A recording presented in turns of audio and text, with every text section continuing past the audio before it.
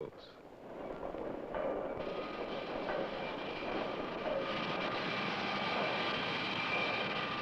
If we have little love for the city, we cannot deny the fact that our future as a people lies in the city. It's a big place, but it's also a lonely place. I don't think anybody cares what happens to you. I mean, you could drop dead in the street, nobody'd help you, or pick you up, or at least cover you. I mean, it's a cold city.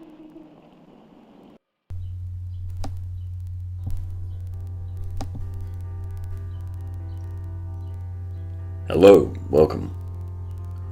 I want to talk in this video on the issue of male disposability, the expectations placed on men, and also look into the psychology of men who have sacrificed their lives, and also the psychology of a society that condones and encourages this disposability.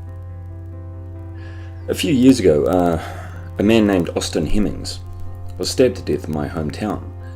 I was living overseas at the time, but the story resonated with me, so I followed it very closely.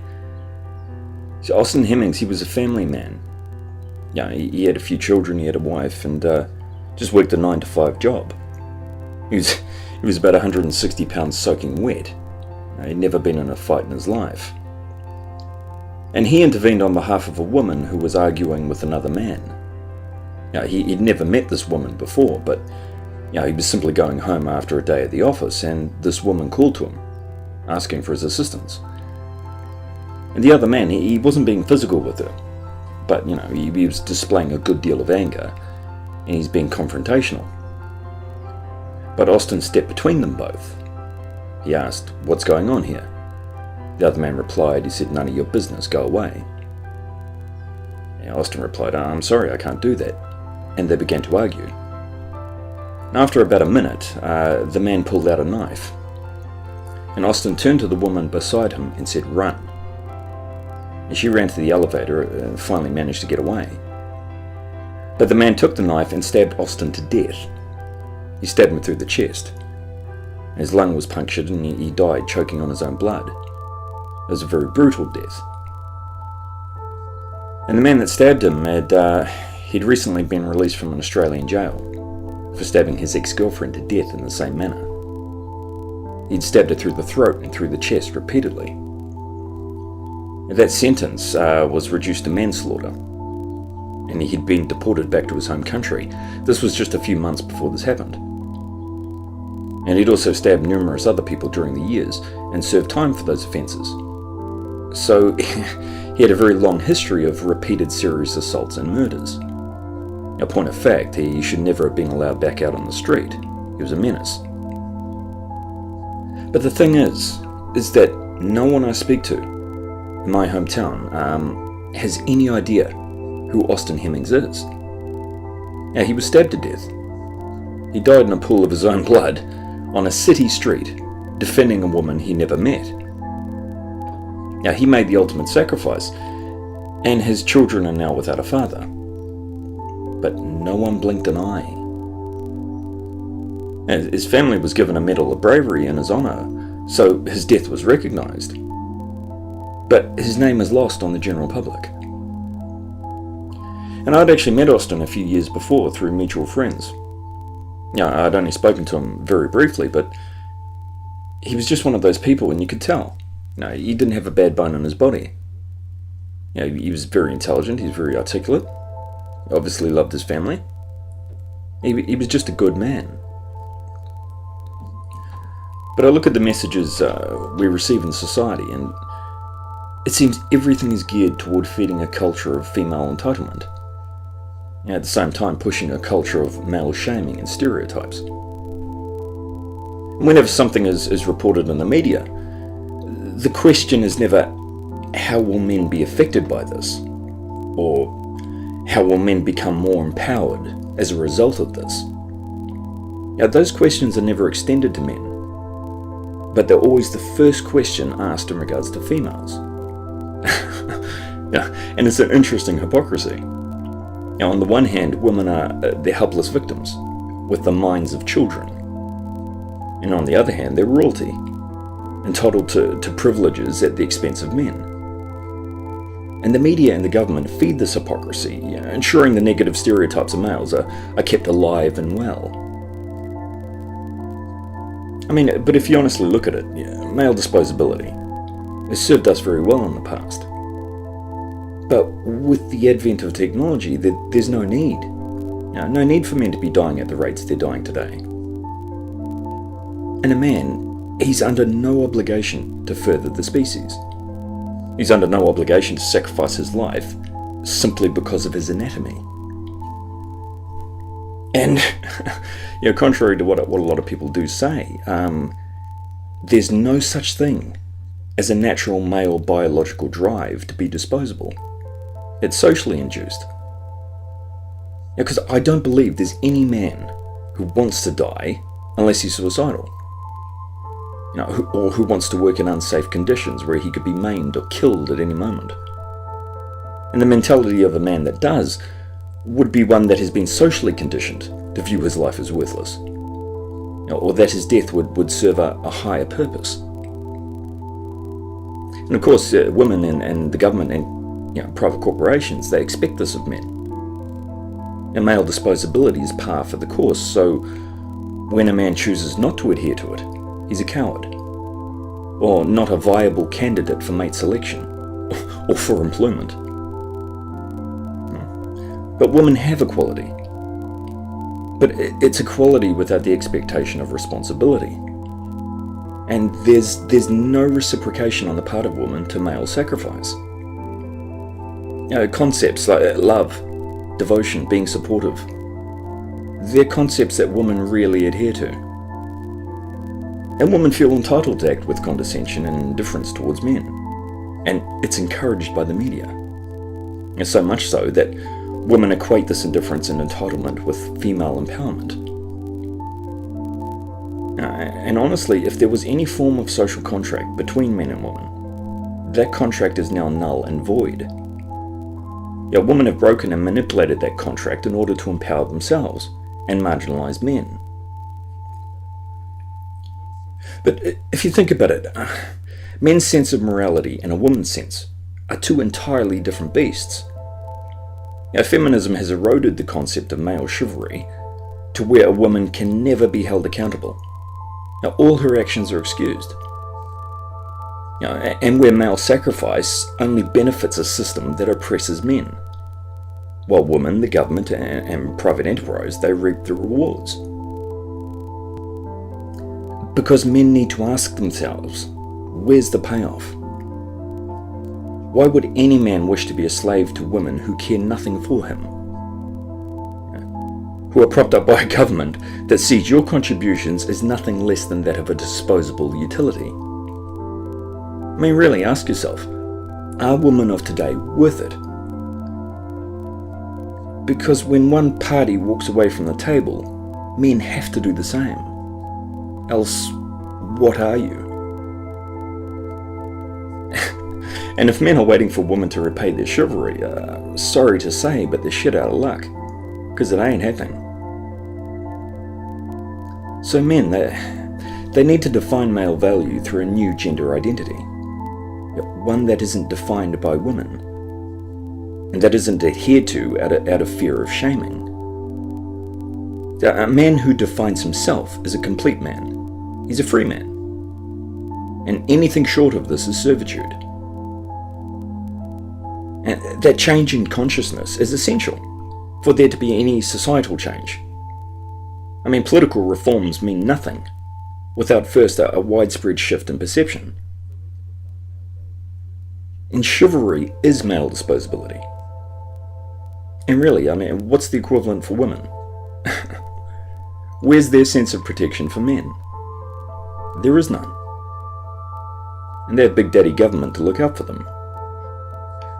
So the message loud and clear for women is that they're prized and men are expendable. And in today's society, there's no logical basis for that belief. The chivalry is a man on a string, with women and the government as the puppet masters. And I mean, you hear the arguments. Women are not as physically strong as men, so men should be the first to risk their lives to protect women.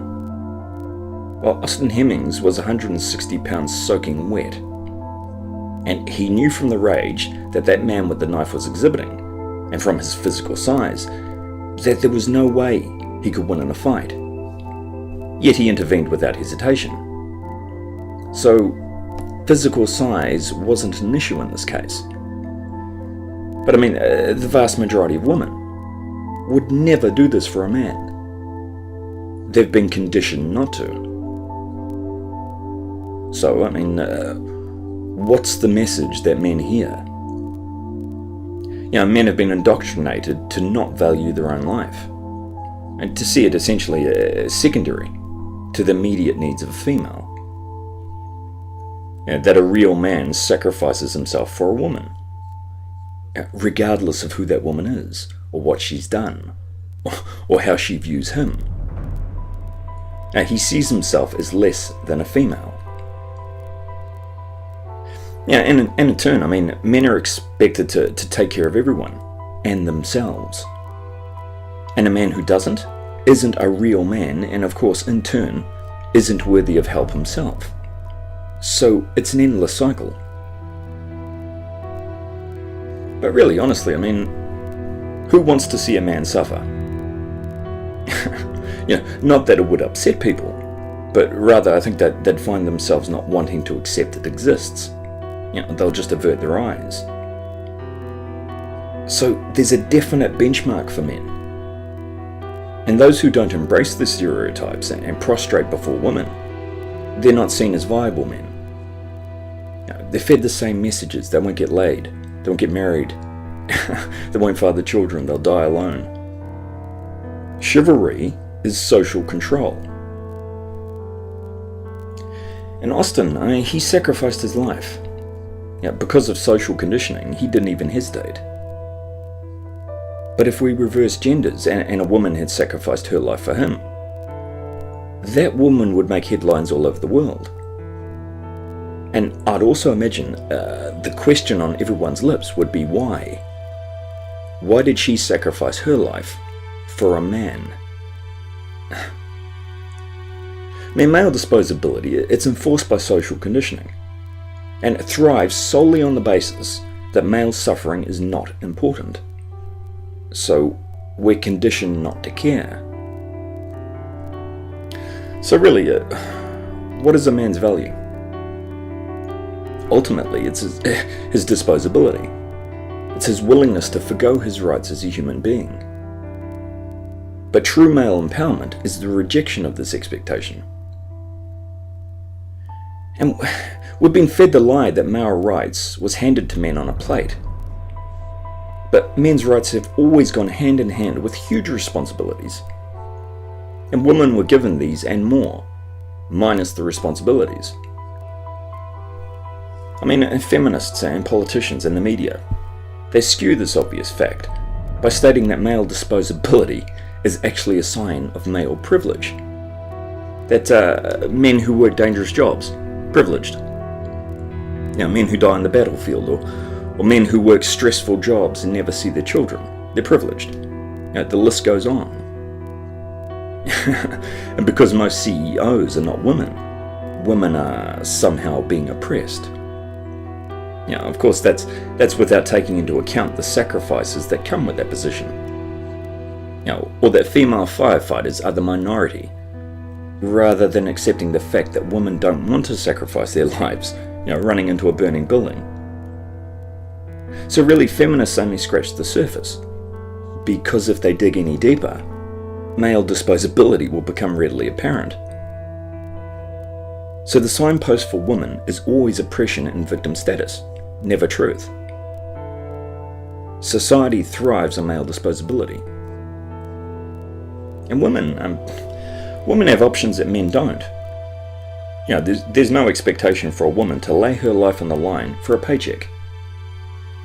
There's subsidies in place for women. And if married, that woman has the option of part-time work, if she decides to work at all. And in the advent of divorce, well, you know the outcome.